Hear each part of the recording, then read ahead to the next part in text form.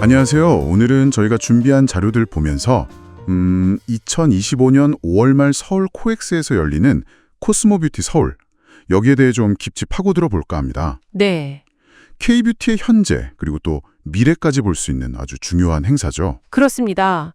이 보내주신 자료들을 쭉 보니까요. 이게 단순한 제품 전시? 뭐 그런 걸 넘어서는 것 같아요. K뷰티가 지금 글로벌 시장에서 어떤 위치에 있는지, 또 앞으로 어디로 갈지? 그런 지표들이 많이 보이더라고요. 네네, 특히 흥미로운 흐름 몇 가지가 딱 눈에 띄었습니다. 맞아요. 저도 보면서 그런 생각했어요. 그럼 이 자료들 속에서 가장 중요한 정보들, 또 주목할 만한 포인트들 같이 한번 찾아보죠. 뭐부터 얘기해 볼까요? 많은 분들이 궁금해하실 K뷰티 혁신, 그거부터 시작할까요? 좋죠. 쿠션이나 시트 마스크 워낙 유명했잖아요. 그 다음은 뭘까? 이게 항상 궁금한데 자료에는 뭐 펩타이드 세럼, 또 그 하이브리드 제품 있잖아요. 메이크업이랑 스킨케어 합친 거. 젤리 마스크 이런 얘기도 있고요. 이게 그냥 신제품 나온다 그 이상인가요? 그게 중요한 포인트인데요. 단순히 뭐 새로운 걸 내놨다 이런 차원보다는요. 예를 들어서 그 하이브리드 제품 같은 거 있잖아요. 네네. 그건 이제 스킵 케어라든지 아니면 미니멀리즘 스킨케어 이런 글로벌 트렌드를 K뷰티가 얼마나 주도적으로 해석하고 있는지 그걸 쭉 보여주는 사례거든요. 주도적으로 해석한다. 네. 그리고 그게 벌써 뭐 틱톡 같은 데서 주목받기 시작했다. 이것도 재미있는 부분이고요. 또 자료 보니까 유럽 시장 트렌드 분석하는 네, 봤어요. 네, 그런 글로벌 기관 발표 세션도 있더라고요. 그만큼 K뷰티 위상이 높아졌다는 거죠. 그렇군요. 단순히 따라가는 게 아니라 이제 진짜 이끌어가는 느낌이네요. 그리고 또 하나, 이 자료들 보면서 계속 눈에 밟혔던 게 지속 가능성이에요. 맞아요. 뭐 친환경, 비건, 생분해 포장 이런 키워드가 정말 많이 나오는데 사실 요즘 워낙 중요하니까 어떻게 보면 당연해 보이기도 하고요. 물론 그렇죠. 트렌드이긴 한데 근데 그 이면을 좀 봐야 할 것 같아요. 자료에서도 강조하는 것처럼 특히 그 윤리적 소비 중요하게 생각하는 세대 있잖아요. 밀레니얼이나 Z세대. 네, 그렇죠. 이들한테 어필하려면 이게 이제 필수 전략이 된 거예요.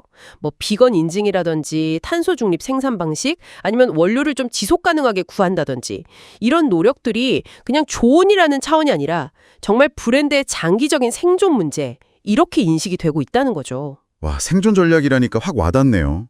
무게감이 완전 다른데요. 그런가 하면 이 기술과의 융합도 정말 빠른 것 같아요. AI 피부 진단이나 뭐 IoT 기기, AR, VR 체험 같은 거요. 이런 스마트 뷰티 기술들이 소개된다는 내용, 저도 되게 인상 깊게 봤거든요. 이게 우리 소비자 경험을 어떻게 바꿀까요? 핵심은 제 생각에는 초개인화 그리고 편리함인 것 같아요. 초개인화, 편리함. 네, 예를 들어서 집에서 쓰는 LED 마스크 같은 거 이미 개인용 뷰티 디바이스 시장이 꽤 커졌잖아요. 맞아요. 많이들 쓰시죠. 그쵸. 근데 이제 AI가 내 피부 상태를 딱 진단해주고 거기에 맞는 솔루션을 바로바로 제안해주고 또 뭐 가상으로 메이크업도 해보고 이런 경험들이 소비자들이 뷰티 제품이랑 상호작용하는 방식 자체를 근본적으로 바꿀 수 있는 그런 잠재력이 있는 거죠. 아마 행사장에서 이런 기술 시연 직접 보면 확 와닿지 않을까요? 직접 보면 재밌겠네요. 네. 근데 이렇게 기술로 개인 맞춤 경험 만드는 것도 중요한데 자료를 보니까 관심사가 피부 밖에서 이제 안으로도 가는 것 같아요. 이너 뷰티요.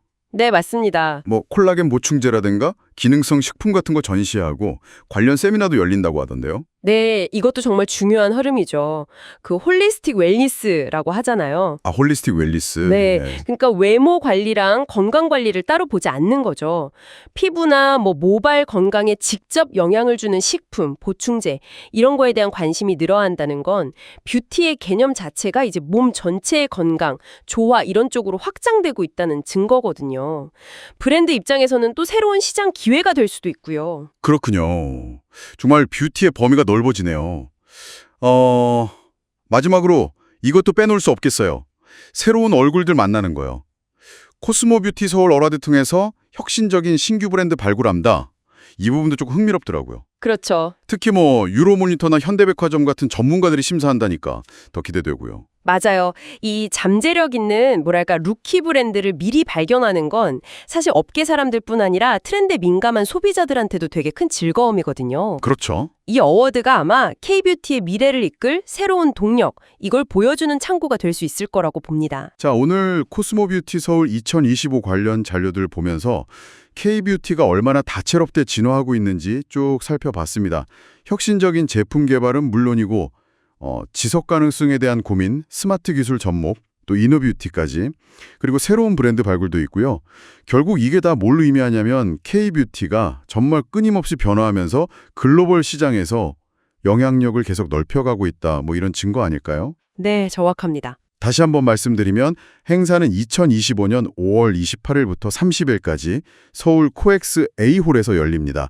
더 자세한 정보는 공식 웹사이트 가보시면 좋을 것 같고요. 네, 오늘 저희가 얘기 나눈 트렌드들을 이렇게 쭉 종합해보면 앞으로는 아마 개인의 유전 정보나 아니면 실시간 라이프스타일 데이터 같은 거 있잖아요. 이런 것까지 결합해서 훨씬 더 정교해진 그야말로 초개인화된 뷰티 솔루션이 나오지 않을까 싶어요. 그 가능성이 커 보입니다. 와, 유전 정보까지. 네, 그래서 한번 생각해보시는 것도 재밌을 것 같아요.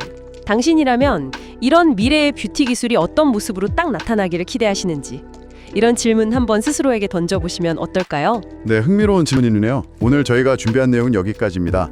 이 정보들이 K뷰티를 이해하시는데 조금이나마 도움이 되었으면 좋겠습니다. 다음에 더 흥미로운 주제로 다시 찾아뵙겠습니다.